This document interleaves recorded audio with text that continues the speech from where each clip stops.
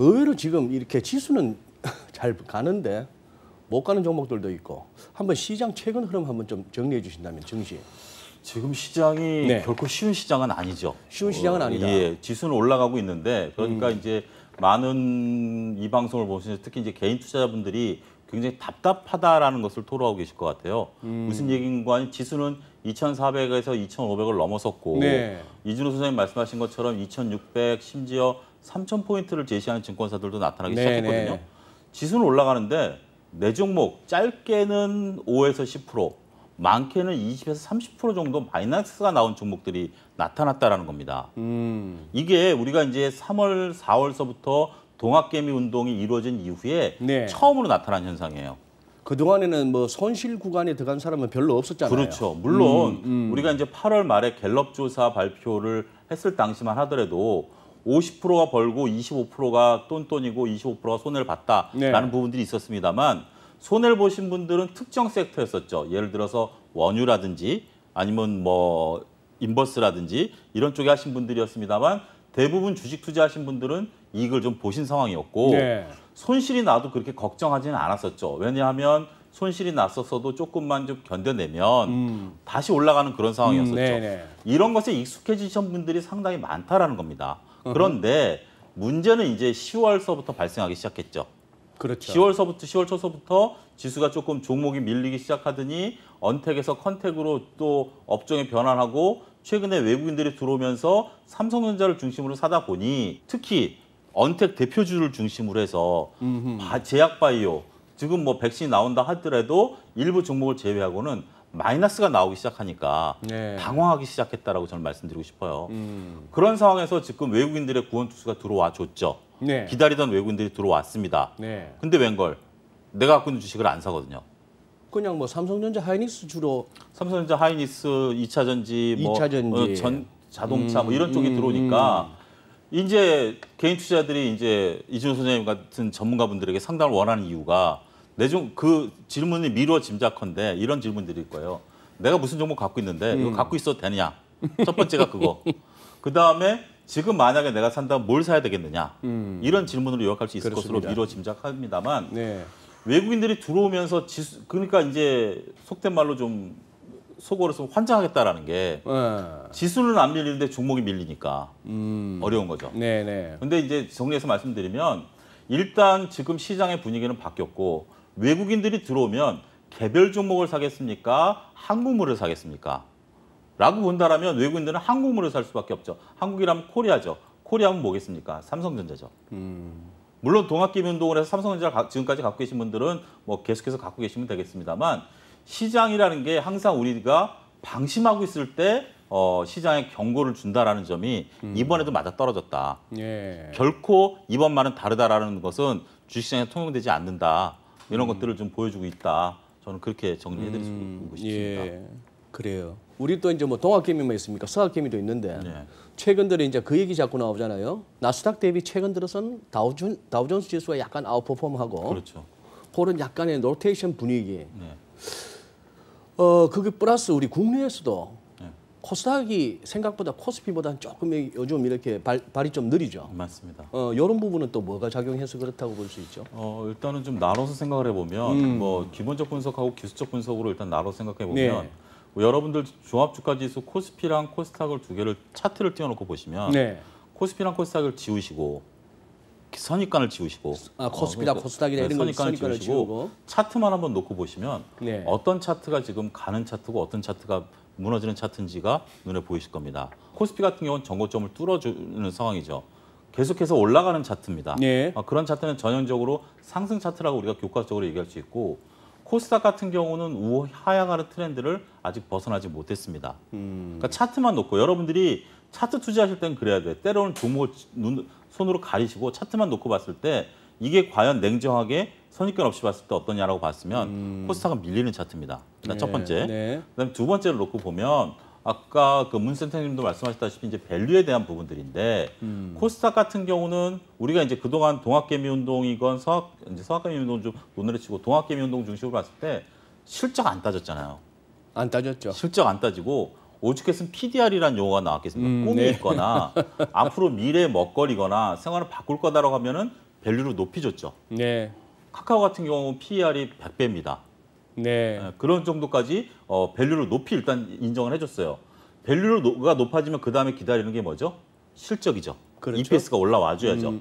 EPS가 올라와주기를 기다리고 있는데 코스닥 같은 경우 지금 EPS가 상대적으로 지금 못 올라오고 있는 상황이고 코스피 같은 경우 PER을 우리가 높이 안 줬죠. 왜냐하면 중후장대 산업이고 국영재고 뭐 하니까 PER을 높이 안 줬는데 지금 EPS가 생각보다 좋다라는 네, 겁니다. 네. 그러니까 서로 간에 지금 입장이 다르다라는 거죠. 코스피 같은 경우는 낮은 PER, 그러니까 상대적으로 낮은 PER 대비 EPS가 올라가고 있는 모습들을 보이니까 주가가 뒤늦게 올라가고 있는 거고 네. 코스닥 같은 경우는 높은 PER 대비 낮은 EPS를 적용하다 보니 주가가 오히려 PER을 끌어내리고 있는 거죠. 저는 그렇게 보고 싶습니다. 그렇게 했다. 예.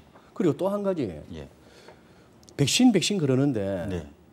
왜 화이자나 모더나 이렇게 주가 추이를 보면은 네. 그렇게 폭발적이 화이자는 오히려 발표 이전 레벨로 떨어졌어요.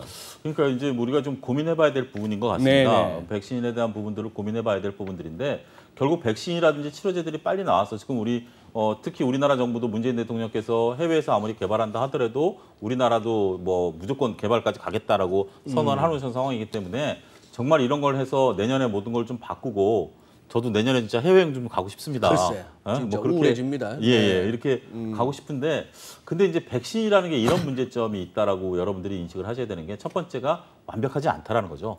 백신이니까 치료제가 아니지 않습니까? 그렇죠. 백신으로 네. 예방을 할 수 있는데 예방을 하는 부분들도 물론 물리적인 필요가 있죠. 지금 뭐 인원도 한정돼 있고 실험실 수준이고 유통 구조도 바꿔야 되고 이제 근데 이런 것들은 물리적인 시간이 흘러가면 결국 해결될 문제이긴 합니다만 가장 중요한 건 저는 치료제다.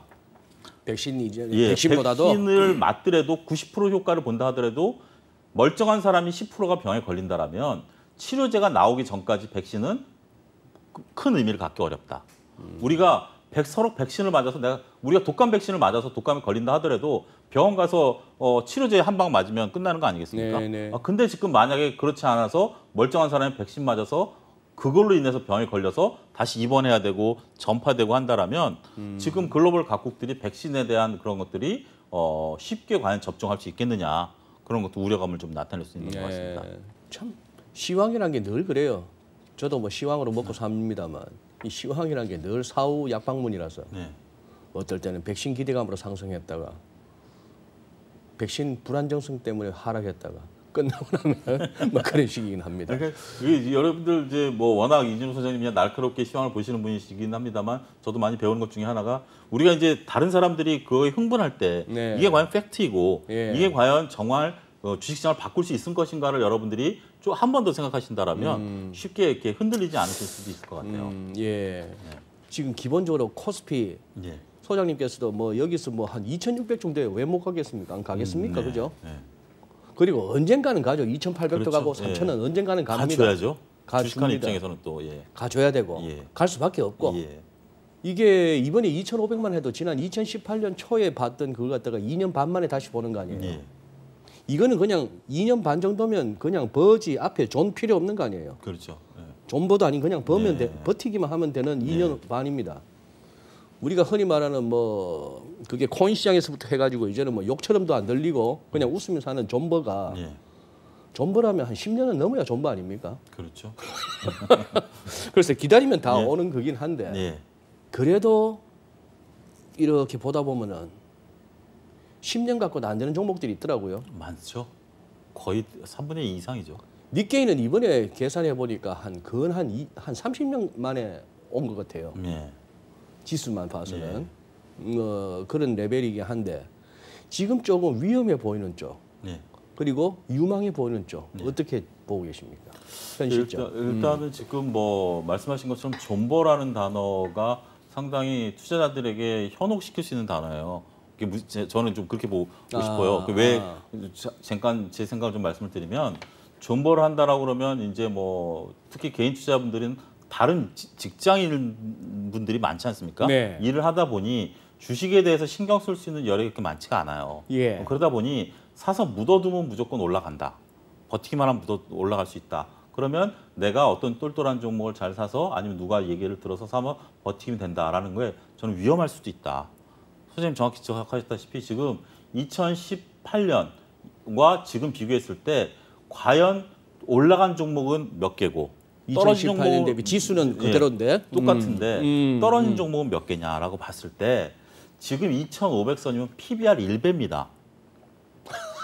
PBR이 1배예요. 예. IMF 때 PBR이 200선이었고요. 서브프라임 때 PBR이 900선이었어요. 900? 예, 900. 서브프라임 때 900 찍고 올라갔죠. PBR 1을 안 깼거든요. 네. PBR 100. 지금 그게 PBR이 1,800에서 지금 2,500까지 올라왔어요. 네. 이거는 대형사들의 그러니까 우리나라 기업들의 큰 기업들의 자산 가치가 올라와서 PBR이 1배가 온 것이지 네. 개별 종목, 조그만 종목들을 가지고 여러분들이 존버하신다라는 건 위험하다라는 것으로서 짧게 제 얘기를 좀 말씀드릴 수가 있겠고요. 네. 지금 저는 위험하다고 보는 것들 중에 하나는 일단 저는 제약바이오 개인적으로는 왜냐하면 제약바이오는 2015년, 16년도에 이미 평균 PER 45배를 달성한 이후에 그만큼 밸류와 EPS를 못 만들어내고 있다라는 것들. 아직까지 네. 그런 것들이 저는 좀 다소 우려스럽다 이렇게 네. 말씀드릴 수가 있겠고 언택트에 대해서는 중립입니다. 일단은 언택트에 대해서는 전반적으로 봤을 때 지금 뭐 문 선생님도 재택근무를 하셨듯이 이제 앞으로 직장 생활이 그렇게 바뀌지 않을까요? 불과 3년 전에 재택근무하라고 그러면 받아들이셨나요? 쉽게 네. 못 받아들이고 이게 쉽지가 않았죠. 회사 차원에서 재택근무를 시키는 게 쉽지가 않았다가 이제는 해보니 가능하다라는 거죠. 그래서 언택트에 대해서는 저는 중립. 왜 중립이냐면 PER이 좀 높은 기업들은 좀 조심하시고 그렇지 않고 여전히 우리가 이제 기업들의 그 우리 습관을 바꿔놓을 수 있는 쪽들에 대해서는 관심을 가져야 된다. 그 다음에 제가 이제 가장 유망하게 보는 것은 2차 전지를 저는 가장 유망하게 봅니다. 유망하게. 예. 2차 전지 부분에 대해서는 지금 뭐 밸류에 대한 논쟁들이 있는데 주가가 가장 많이 폭등할 때가 언제냐면 그 사업부가 적자에서 흑자로 전환될 때 가장 폭발적으로 올라가거든요. 네. 올해 카카오가 바로 그런 모습들을 보여줬죠. 광고 수입 외에 다른 사업부가 적자에서 흑자로 전환될 때 폭발적인 성장세를 보여줬는데 여러분들 뭐 이번에 LG화학 사태에서 잘 아시다시피 2차 전지 같은 경우 그동안 수율이 잘 안 나와서 많은 그 막대한 비용을 쏟아부었죠. 하지만 이제 이런 것들이 흑자 전환됐다라는 게 첫 번째 이유고 두 번째는 반도체의 다음에 2차 전지가 저는 앞으로 우리가 그 4차 산업 시대에 쌀이 될 수도 있다. 모든 그 사물 인터넷이라든지 뭐 이런 것들이 된다라면 첫 번째는 통신이고 두 번째는 전기 아니겠습니까? 전기를 크던 작던 뭐 그린 에너지가 됐던 뭐 신재생 에너지가 됐던 무슨 에너지가 됐던 전기를 저장해야 되는 거기 때문에 아하. 그런 분야에서 따지고 든다라면 2차 전지는 필수 소비재가 될 수밖에 없다. 그렇게 된다라면 2차 전지 부분에 대해서는 저는 장기적으로 보유하셔도 괜찮지 않겠는가. 그렇게 저는 구분해서 말씀드릴 수가 있겠습니다. 알겠습니다.